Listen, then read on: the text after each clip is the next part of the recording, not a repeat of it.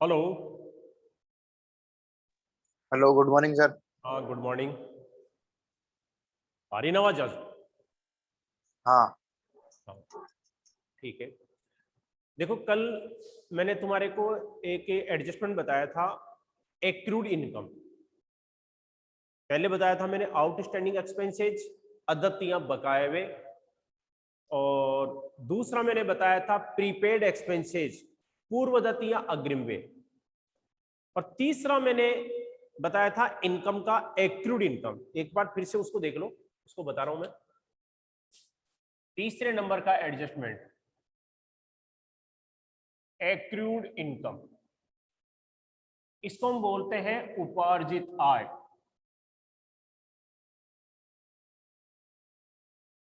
उपार्जित या बकाया आय।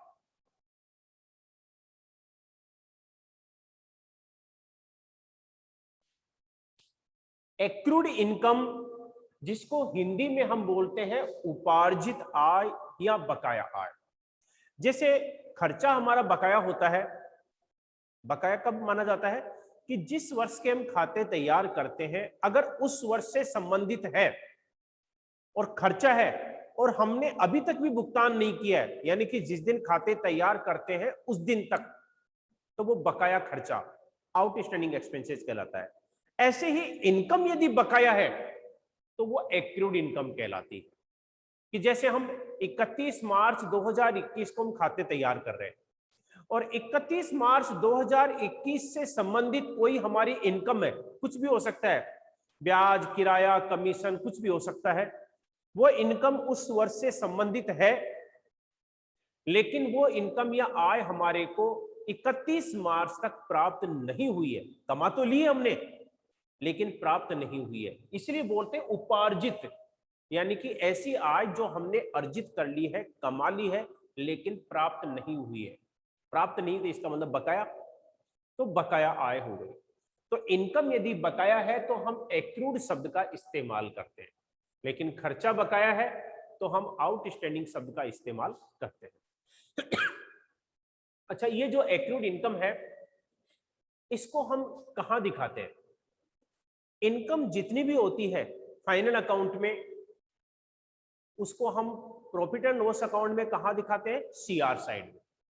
एक्सपेंडिचर, खर्चे जितने भी होते हैं उनको तो हम पी&एल अकाउंट में दिखाते हैं, डीआर साइड में। लेकिन इनकम जितनी भी होती है उन सबको हम दिखाते हैं सीआर साइड। ठीक है। ऐसे ही यदि ये इनकम बकाया है, प्राप्त नहीं हुई है, तो उसको हम बैलेंस शीट में दिखाते हैं एसेट्स पक्ष में। बैलेंस शीट में इसको हम कहां दिखाते हैं? एसेट्स पक्ष में। अब कैसे? अब मैं तुम्हारे को एक एग्जांपल बता देता हूं इसका, कि उपार्जित आय है वो कैसे होती है। इसमें देखो, बहुत सी इनकम ऐसी होती है जो चालू वर्ष से संबंधित है, लेकिन हमारे को प्राप्त नहीं हुई है। ठीक है। अब उसमें हम क्या करेंगे? जितनी इनकम उस वर्ष से संबंधित है और जो प्राप्त हो गई है उसको तो हम दिखाई देते हैं, लेकिन जो प्राप्त नहीं हुई है उस इनकम को हम क्या करते हैं? उसी इनकम में जोड़ करके दिखा देंगे जितनी प्राप्त हो चुकी है उसमें, क्योंकि टोटल इनकम को हमारे को दिखाना है। अब जैसे मान लो कि एक कंपनी के हमने शेयर खरीदे हैं। ठीक है। शेयर खरीदे हैं तो शेयर जो खरीदे जाते हैं उस पर कंपनी हमारे को क्या देती है? लाभांश। कंपनी क्या करती है? उस पर लाभांश देती है, जिसको हम इंग्लिश में बोलते हैं डिविडेंड। हमारे लिए इनकम है, क्योंकि हमने कंपनी के शेयर्स में पैसा लगाया है, तो हमारे को फायदा क्या है? फायदा यही है कि कंपनी क्या करती है, वर्ष के अंत में जो लाभ कमाती है उस लाभों में से एक निश्चित दर से वो राशि उनको देती है लाभांश के रूप में। जैसे एक तरह से ब्याज मान लो, लेकिन वो लाभांश कहलाता है, जिसको हम हिंदी में बोलते हैं डिविडेंड। कंपनी क्या करती है?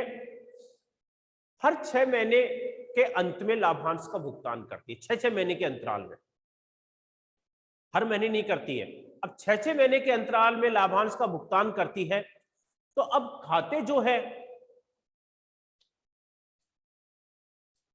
हम 31 मार्च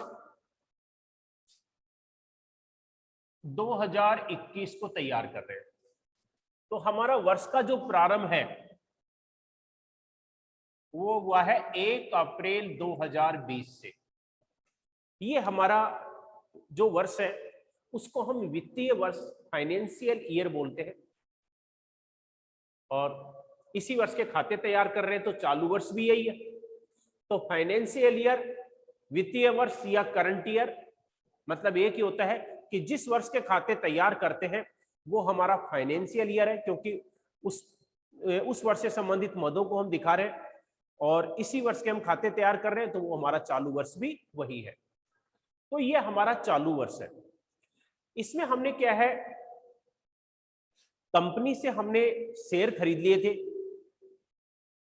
और मान लो कि वो जो शेयर है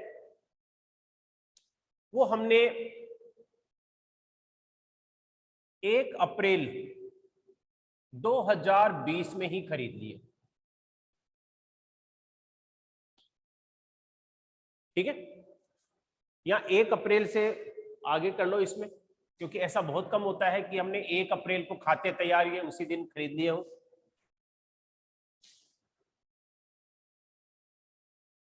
एक अक्टूबर का मान लो।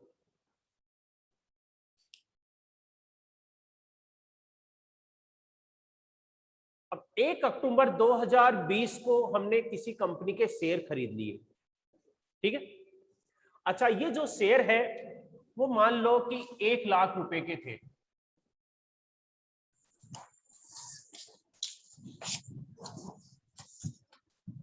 एक लाख रुपए के शेयर, जिसको हिंदी में बोलते हैं अंश, ये 1 लाख रुपए के अंश थे और 1 अक्टूबर 2020 को खरीदे। कंपनी की सबकी अलग अलग शर्तें होती हैं। ब्याज लाभांश जो दिया जाता है, कोई हर महीने दे देती है, कोई 2 महीने से देती है, 3 महीने से, 6 महीने से, तो कोई सा भी ऐसा नियम हो सकता है। अब ये जो शेयर हमने खरीदे थे, इसमें क्या है, कंपनी ने जैसे मान लो कि नियम बना रखा है कि वो हर 3 महीने में लाभांश का भुगतान करती है। हम 3 महीने का मान लेते हैं कि कंपनी हर 3 महीने में लाभांश का भुगतान करती है। ठीक है, या आप, तो अब इसमें क्या है, या मैंने अभी पहले बताया था 6 महीने का, आप कोई सा भी मान सकते हो कि 6 महीने में करते हैं या 3 महीने में करते हैं, कैसे लो, 3 महीने का मान लेते हैं। तो अक्टूबर से 2020, अब 1 लाख रुपए के शेयर से, तो लाभांश कितना होगा ये आपको प्रश्न में दिया जाएगा। अब प्रश्न में आपको ये मान लो कि 1000 रुपए हमारे 1 महीने के बनते, हमारा जो लाभांश है वो 1 महीने का कितना बनता है, 1000, ऐसे राउंड फिगर में से मान लो। तो टोटल तो 12 महीने का 12,000 होता है। अब ये जो कंपनी है 3-3 महीने में हमारे को लाभांश का भुगतान कर रही है। अब इसमें क्या है, अक्टूबर को हमने जैसे खरीदे हैं, तो अक्टूबर से दिसंबर तक 3 महीने का जो लाभांश है वो कितना हो गया, 3000 रुपए। 3000 रुपए तो हमारे को कब प्राप्त हो गया, 31 दिसंबर को। ठीक है, अब इसमें क्या है, अब अपन ने क्या डेट ऐसे रखी है कि इसमें कोई बकाया रह नहीं सकता है, क्योंकि 3 महीने में अगर होता है 31 मार्च को हम खाते तैयार करते हैं, तो अक्टूबर से दिसंबर तक 3 महीने हो गए, फिर जनवरी से आपके मार्च, उसमें 3 महीने हो गए, तो उसमें 3-3 महीने के अगर ब्याज का भुगतान करती है तो उसमें हो ही जाएगा। तो इस वाली डेट में तो हमारा बकाया रहेगा ही नहीं। बकाया कब रहेगा, इसमें हमारे को जो डेट है वो इसमें दूसरी डालनी पड़ेगी। अब दूसरी डेट है वो कैसे रखते हैं, इसमें रख लेते हैं, अक्टूबर की बजाय हम और रख लेते हैं कि जैसे मान लो कि 1 नवंबर है, 1 नवंबर 2020 को हमने ये शेयर्स खरीदे थे, और हर 3 महीने में कंपनी लाभांश का भुगतान करती है। अब 3 महीने आपके जो पूरे होते हैं नवंबर से 3 महीने गिन लो, नवंबर, दिसंबर और जनवरी, यानी कि 31 जनवरी। 31 जनवरी को हमारे को 3000 रुपए का लाभांश प्राप्त हो गया। 3 महीने पूरे हो गए, क्योंकि हमने शेयर्स कब खरीदे हैं? 1 नवंबर को, क्योंकि इसी से तो मालूम चलेगा अगर फिक्स डेट है और उसमें प्राप्त हो गया, जब तो कोई बकाया रहेगा ही नहीं। तो नवंबर से 31 जनवरी 3 महीने का लाभांश हमारे को 3000 रुपए प्राप्त हो गया। अब कंपनी फिर 3 महीने के बाद में ब्याज का लाभांश का भुगतान करेगी। अब 3 महीने कब पूरे होंगे जनवरी के बाद में? फरवरी, मार्च और अप्रैल। फरवरी, मार्च और अप्रैल 3 महीने पूरे हो जाते हैं। तो 3 महीने पूरे होने के बाद में, यानी कि 30 अप्रैल को, 30 अप्रैल 2021 को हमारे को यह ब्याज प्राप्त होगा, ये लाभांश प्राप्त होगा। क्योंकि अब 3 महीने 30 अप्रैल को होते हैं, 31 जनवरी को तो हमने ब्याज प्राप्त कर ही लिया, और 3 महीने का जो लाभांश है वो 30 अप्रैल को प्राप्त होगा। जबकि हम खाते कब तैयार कर रहे हैं? 31 मार्च को। 31 मार्च को खाते तैयार कर रहे हैं, और प्राप्त हमारे को जो लाभांश प्राप्त होगा, जो इनकम है हमारी, वो प्राप्त होगी 30 अप्रैल को। तो इस वर्ष के खातों में हम जो ये लाभांश शामिल करेंगे वो कितने समय का करेंगे? क्योंकि अब इसमें जनवरी के बाद में इस वर्ष में हमारे 2 महीने ही बचे हैं, फरवरी और मार्च। इस वर्ष के खातों में 2 महीने का लाभांश शामिल करेंगे, 1 महीना अगले वर्ष का है। तो 1 महीना जो अगले वर्ष का है, उस इनकम को हम इस वर्ष के खातों में नहीं दिखाएंगे। तो इसमें मैंने बताया था कि जिस वर्ष के हम खाते तैयार करते हैं, कोई भी इनकम हो, अगर उस वर्ष से संबंधित है तो ही उसको शामिल करते हैं। अगर उस वर्ष से संबंधित नहीं है तो हम उसको उस वर्ष के खातों में नहीं दिखाते। अगले वर्ष से संबंधित है तो अगले वर्ष में ही दिखाएंगे। अब इसमें 3 महीने का जो लाभांश प्राप्त होगा, इसमें 2 महीने तो इस वर्ष के हैं और 1 महीना अगले वर्ष का है। लेकिन चूंकि ये जो इनकम है, लाभांश है, ये तो 3 महीने के बाद में एक साथ ही प्राप्त होगा, यानी कि इस वर्ष का 2 महीने का जो लाभांश है अभी भी प्राप्त करना बाकी रह गया। तो 2 महीने का कितना हो गया? मैंने बताया था 1 महीने का लाभांश 1000 मान लो, तो 2 महीने का लाभांश है वो कितना हो गया? 2000 रुपए। तो इस वर्ष के खातों में 2000 रुपए का लाभांश, लाभांश को हम इंग्लिश में क्या बोलते हैं? डिविडेंड। लाभांश कंपनी के जो शेयर खरीदते हैं उस पर कंपनी के द्वारा हमारे को जो लाभों में हिस्सा दिया जाता है, उसी को हम बोलते हैं डिविडेंड, लाभांश। तो आपने 11th क्लास में पढ़ा होगा, उसमें आपके समता अंश और पूर्वाधिकार अंश, तो अंशों के प्रकार है, उन पर लाभों में हिस्सा दिया जाता है, वो डिविडेंड कहलाता है। तो इसमें क्या है? 30 अप्रैल को प्राप्त होगा, तो 3 महीने का एक साथ प्राप्त होगा। लेकिन इस वर्ष के खातों में ये 2 महीने का जो लाभांश हमारे को अभी तक प्राप्त नहीं हुआ है, वो कौन सी इनकम कहलाएगी? Accrued income. और 1 महीने का जो लाभांश है वो अगले वर्ष के खातों में दिखाएंगे। लेकिन इस वर्ष के खातों में 2 महीने का दिखा तो देते, दिखाना तो अभी भी है, लेकिन अभी तक प्राप्त नहीं हुआ है, इसलिए वो एक्रूड इनकम है। और 3000 रुपए हमारे को लाभांश पहले प्राप्त हो चुका था, क्योंकि ये तो 31 जनवरी को प्राप्त हो गया था। तो मैंने इसके लिए बताया था कि कोई भी ऐसी आय जो चालू वर्ष से संबंधित है और अभी तक हमारे को प्राप्त नहीं हुई है, उसको संबंधित आय में जोड़ करके दिखाया जाता है। तो 3000 रुपए जो प्राप्त हो चुकी है, उसमें बकाया कितनी है? 2000 रुपए। 2000 रुपए को हम क्या करेंगे? इस 3000 रुपए में ही ऐड करके दिखाएंगे। अब कैसे दिखाएंगे वो देखिए। 3000 रुपए लाभांश हमारे को मिल चुका है, 2000 रुपए प्राप्त करना अभी भी बाकी है। देखो, इनकम जितनी भी होती है उसको प्रॉफिट एंड लॉस अकाउंट में कहां दिखाते हैं? सीआर साइड में।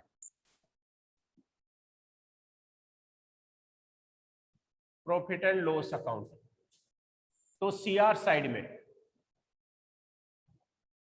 इधर 2 का इस्तेमाल होता है, इधर बाई का इस्तेमाल होता है। अच्छा, इनकम का नाम क्या है? डिविडेंड, लाभांश। तो इसमें लिख देंगे बाई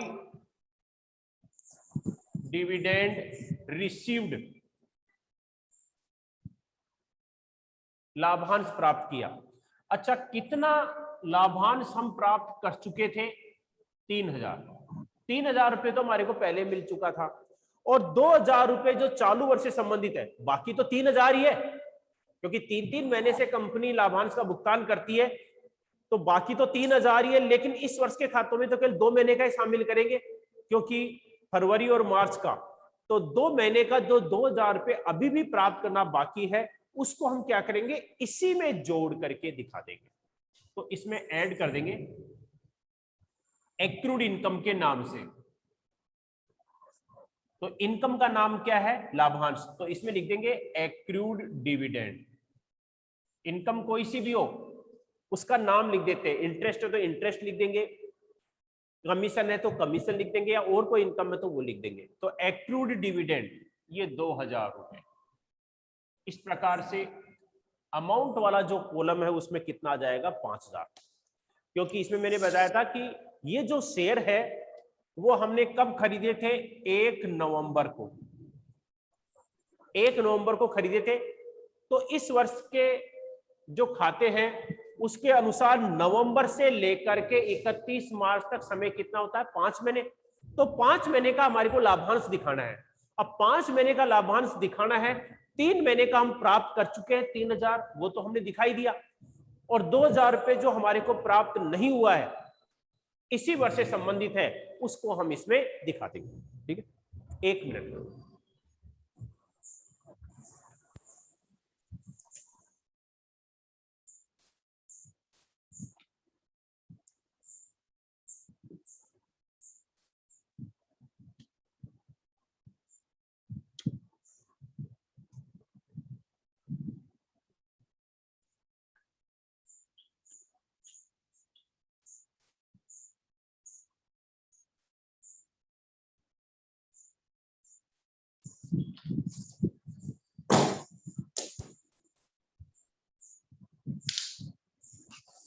हाँ, देखो इसमें मैंने बताया था कि ये जो कंपनी के हमने जो शेयर खरीदे थे वो 1 नवंबर को खरीदे थे, और 1 नवंबर से लेकर के 31 मार्च तक समय कितना होता है? 5 महीने। तो 5 महीने का लाभांश जिसको हम डिविडेंड बोलते हैं, इसको हमारे को दिखाना था। 3 महीने का हमारे को मिल चुका था लाभांश, तो 3 महीने का जो लाभांश है वो तो हमने दिखाई दिया 3,000, और 2,000 रुपए जो लाभांश है, बाकी तो 3,000 ही है। लेकिन इस वर्ष के खातों में तो केवल 2 महीने ही है, तो 2 महीने का ही दिखाएंगे, पूरे 3 महीने का नहीं दिखाएंगे, क्योंकि 1 महीना का जो बाकी है वो तो अगले वर्ष के खातों में दिखाएंगे। तो 2 महीने का जो बाकी रह गया इस वर्ष का, एक्रूड डिविडेंड के नाम से इसी में जोड़ करके दिखा देंगे। ठीक है, इस प्रकार से इसको तो हम दिखा देंगे प्रॉफिट एंड लॉस अकाउंट में। अब बैलेंस शीट में इसको कैसे दिखाएंगे? बैलेंस शीट है, इसके लिए मैंने तुम्हारे को बताया था, बैलेंस शीट में ऐसी एक्रूड जो इनकम होती है उसको हम कहां दिखाते हैं? एसेट्स पक्ष में। तो बैलेंस शीट के एसेट्स पक्ष में मैं केवल एक ही वही कॉलम बता रहा हूं जिसमें दिखाना है, पूरा फॉर्मेट नहीं बता रहा, क्योंकि और अपने मदे नहीं है, इसलिए मैं केवल वही बता रहा हूं। तो बैलेंस शीट में इसको कहां दिखाएंगे? एसेट्स पक्ष में। और क्या नाम है? एक्रूड इनकम, और इनकम का नाम क्या है? डिविडेंड। तो इसमें केवल वही राशि दिखाई जाएगी जो बकाया है, पूरा पैसा नहीं दिखाया जाएगा। और बकाया लाभांश कितना है? 2,000, तो 2,000 रुपए ही दिखाएंगे। तो एसेट्स पक्ष में हम दिखा देंगे एक्रूड डिविडेंड।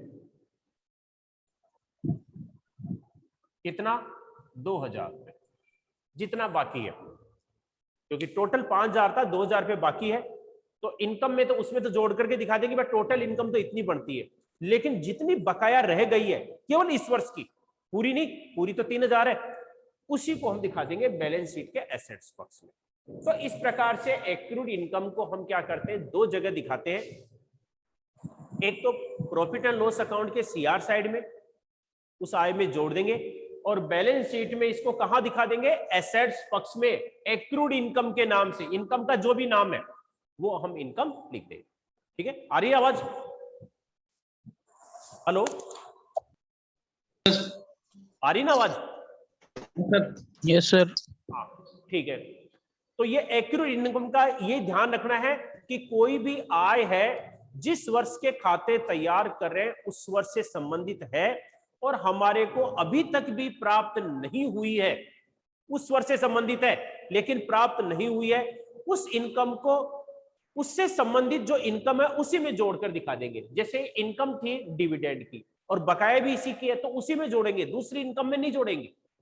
और इनकम जितनी भी होती है उसको प्रॉफिट एंड लॉस अकाउंट में कहां दिखाते हैं? सीआर साइड में, इसलिए इसको भी हम पी&एल के सीआर साइड में दिखा देंगे। तो 3000 रुपए प्राप्त हो चुकी थी उसको हमने दिखा दिया, 2000 रुपए बकाया है, बकाया तो पूरी 3000 ही है लेकिन मैंने क्या बताया था इस वर्ष के खातों में तो केवल 2 महीने का दिखाएंगे, बाकी 1 महीने का जो अगले वर्ष के खातों में दिखाएंगे, तो 2000 रुपए इसमें जोड़ करके दिखा देंगे और जितनी बकाया रह गई है 2000 उसको बैलेंस शीट में दिखा देंगे एसेट्स पक्ष में। ठीक है, तो ये हो गई आपके एक्रूड इनकम।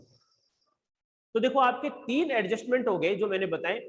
एक मैंने बताया आउटस्टैंडिंग एक्सपेंसेज, अदत्त या बकाया वे। दूसरा मैंने बताया प्रीपेड एक्सपेंसेज, पूर्वदत्त या अग्रिम वे। तीसरा मैंने बताया आपके एक्रूड इनकम, उपार्जित या बकाया आय। ठीक है, अब देखो चौथे नंबर का एडजस्टमेंट।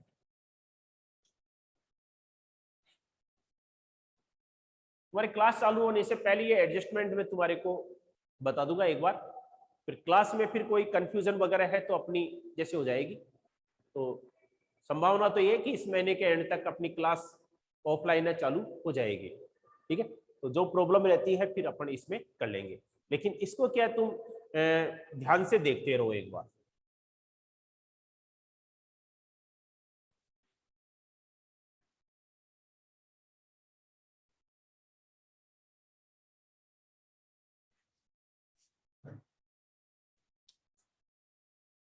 चौथे नंबर की है अनर्ड, अनर्ड इनकम। इसको बोलते हैं अनुपार्जित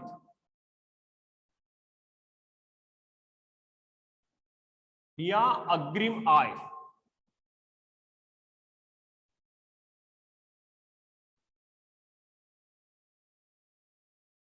अनर्ड इनकम है, इसको हम बोलते हैं अनुपार्जित या अग्रिम आय।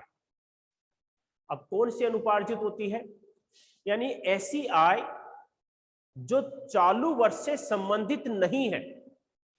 कोई भी इनकम हो सकती है, मतलब जिस वर्ष के हम खाते तैयार करते हैं वो हमारा क्या कहलाता है? चालू वर्ष।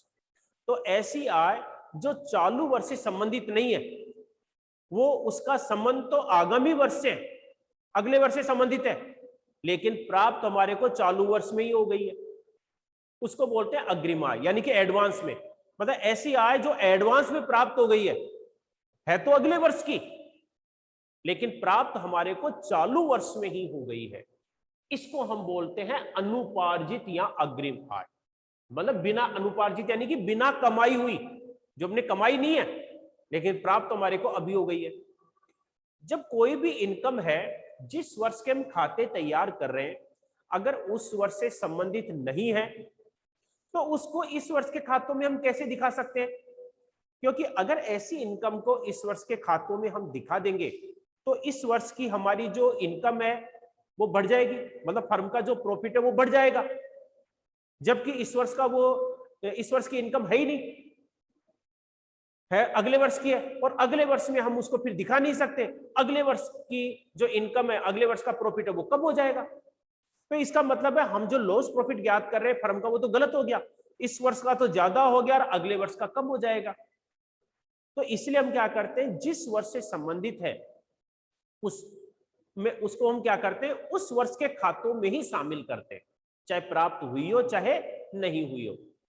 ठीक है, एडवांस में प्राप्त हो गई है, इस वर्ष से संबंधित नहीं है तो उसको शामिल नहीं करेंगे, अगले वर्ष से संबंधित है तो उसको अगले वर्ष के खातों में ही शामिल करेंगे। लेकिन कोई भी इनकम है, कोई पैसा आ जाता है तो कैश तो आ ही जाता है, इसलिए हमारे को ये एडजस्टमेंट करना पड़ता है। अब इसमें क्या है, कैसे, तो इसके लिए मैं तुम्हारे को एक एग्जाम्पल है वो तुम्हारे को बता देता हूं। मान लो कि जैसे आपके पास में क्या है, 2 दुकानें हैं, एक दुकान आपने खुद ने कर रखी है, कोई सी भी दुकान आप कर रहे हैं किसी भी वस्तु की, और एक दुकान आपने किराए पर दे दी। ठीक है, एक दुकान है वो आपने किराए पर दे दी। अब आपने क्या है 31 मार्च 2021 को आप खाते तैयार कर रहे हैं। 31 मार्च 2021 को खाते तैयार कर रहे हैं। तो कोई भी इनकम हो, हम 31 मार्च 2021 तक की इनकम को ही शामिल करेंगे। और प्रारंभ कब से हुआ? 1 अप्रैल 2020। मतलब 1 अप्रैल 2020 से लेकर के 31 मार्च 2021 तक की आय को ही शामिल करेंगे। न तो इससे पिछले वर्ष की शामिल करेंगे, न इससे अगले वर्ष की शामिल करेंगे। और शामिल है तो लेस कर देंगे, क्योंकि जब इस वर्ष की इनकम है ही नहीं तो उसको हम इस वर्ष के खातों में कैसे दिखा सकते हैं? तो इसलिए ऐसी इनकम को हम इस वर्ष के खातों में नहीं दिखाएंगे। तो अब कैसे? तो हाँ, तो मैं बता रहा था कि 31 मार्च 2021 को हम खाते तैयार कर रहे हैं। ठीक है, अब आपने क्या किया, एक दुकान है वो किराए पर दी। ठीक है, और उस दुकान का जो किराया है वो है 6,000 रुपए पर मंथ।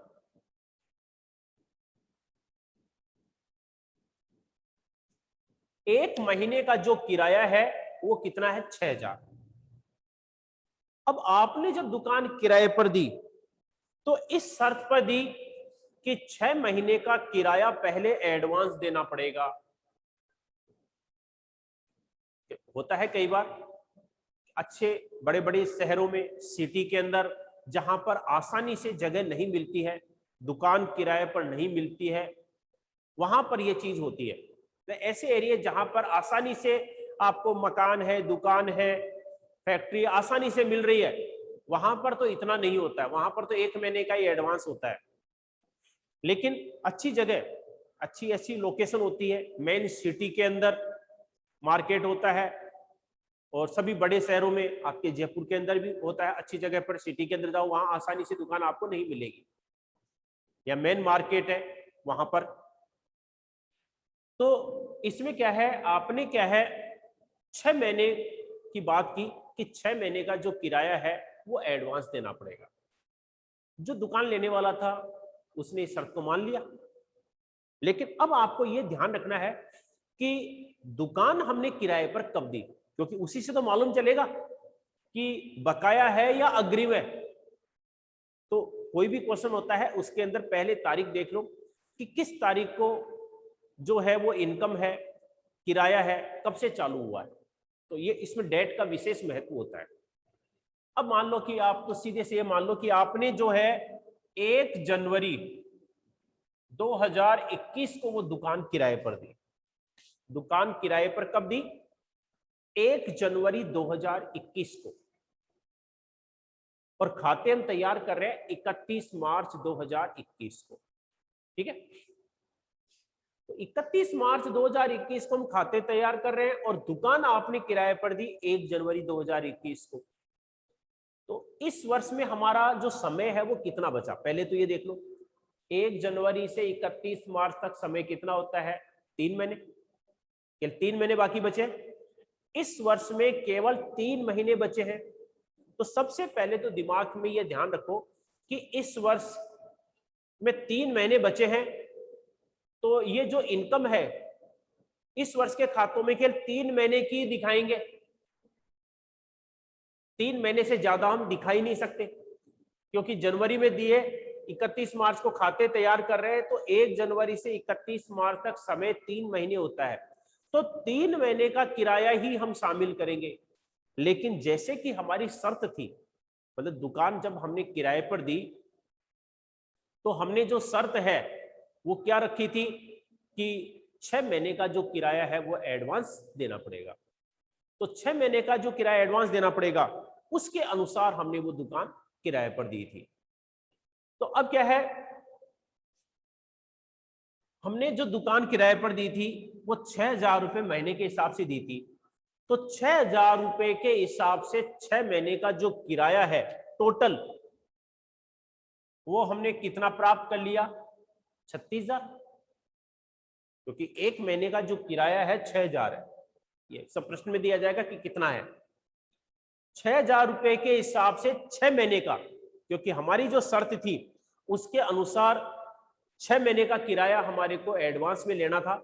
तो हमने क्या किया, 1 जनवरी को ही 6 महीने का किराया ले लिया। यानी कि कब तक का किराया हमने ले लिया? 30 जून तक का। जबकि हमारे को किराया ले इस वर्ष के खातों में दिखाना कितना है? 31 मार्च तक का, यानी कि 3 महीने का ही दिखाना है केवल 3 महीने का। और किराया हमने प्राप्त कर लिया 6 महीने का। ठीक है, यानी कि टोटल हमने किराया है वो कितना प्राप्त कर लिया? 36,000 रुपए। टोटल किराया 36,000 प्राप्त कर लिया, तो कैश तो हमारे पास 36,000 आ गया, इनकम किराया यानी कि रेंट। तो पहले तो हम क्या करेंगे, जितना किराया प्राप्त कर लिया सबसे पहले तो उसको दिखाना है। एडजस्टमेंट तो हम बाद में करेंगे। और मैंने बताया था टोटल किराया हमने 36,000 प्राप्त किया है। अब 36,000 हमने जो प्राप्त किया है इस वर्ष के खातों में केवल आपके 3 महीने का है वो दिखाना था, और 3 महीने का अगले वर्ष से संबंधित है। इस वर्ष के खातों में 3 महीने का किराया दिखाएंगे और 3 महीने का किराया अगले वर्ष के खातों में दिखाएंगे। तो 3 महीने का इस वर्ष का जो हमने एडवांस में प्राप्त कर लिया, वह इस वर्ष का क्या, अगले वर्ष का, वो कितना हो गया? 18,000। क्योंकि इस वर्ष के खातों के अनुसार तो 3 महीने का किराया 6,000 रुपए के हिसाब से 18,000 ही बनता है, जबकि हमने अगले वर्ष का 3 महीने का भी एडवांस प्राप्त कर लिया 18,000। तो अब इसको दिखाने का तरीका है वो कैसे है, वो देखो। इसमें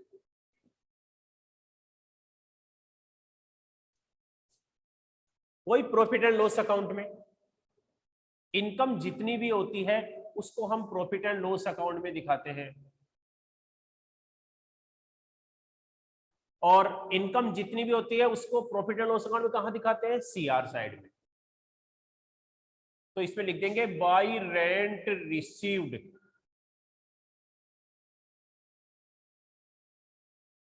किराया प्राप्त किया। टोटल हमने कितना प्राप्त किया है? 36,000 रुपए। टोटल हमने किराया 36,000 प्राप्त किया है, लेकिन ये 6 महीने का है, जबकि हमारे लेखा पुस्तकों के नियम के अनुसार 3 महीने का किराया ही दिखाना है। क्योंकि हमने क्या है, दुकान किराए पर 1 जनवरी को दी थी, तो जनवरी से मार्च तक 3 महीने का किराया दिखाना था, और 3 महीने का अगले वर्ष से संबंधित है, लेकिन हमने एडवांस प्राप्त कर लिया इसीलिए तो वो अग्रिम आए है। तो 3 महीने का जो हमने अग्रिम किराया प्राप्त कर लिया है उसको हम क्या करेंगे, इसमें से लेस करके दिखा देंगे, क्योंकि वो चालू वर्ष से संबंधित नहीं है।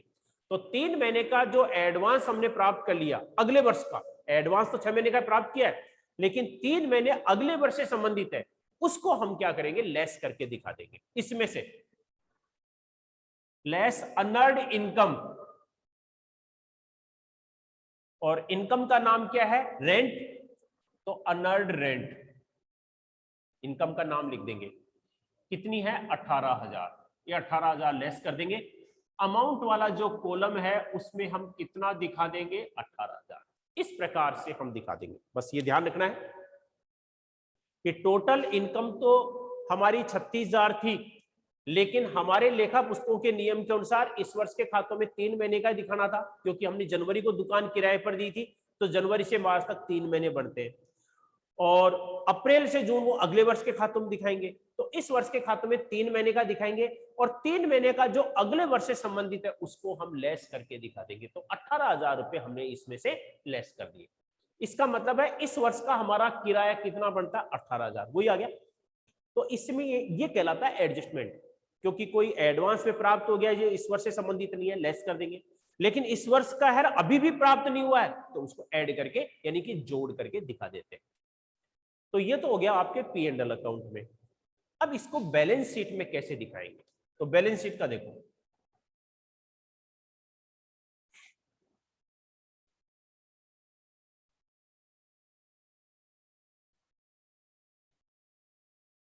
तो बैलेंस शीट में मैंने बताया था इधर आपके लायबिलिटीज पक्ष होता है,